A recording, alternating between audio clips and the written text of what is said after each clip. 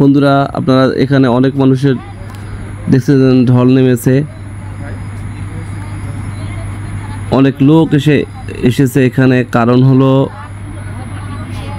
এখানে আজ থেকে 3 দিন আগে একটা ছেলে গাঁজা সহকারে মানে 2 নম্বর মাল পার করতে গিয়ে ডিবি ধাওয়া খায়।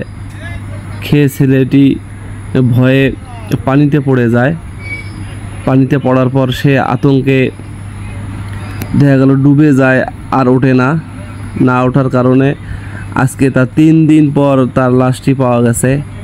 এই জন্য প্রশাসন এসেছে এখানে, বিপুল পরিমাণ মানুষ হয়েছে এখানে লাশটি দেখার জন্য।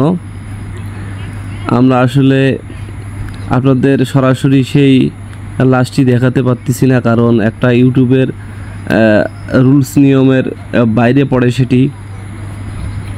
তো সাধারণত পুলিশ এসেছে এখানে লাশটি নিয়ে যাওয়ার জন্য।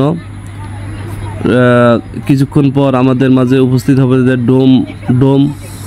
ডোম সেই জিও ব্যাগের মাধ্যমে লাশটিকে নিয়ে যাবে।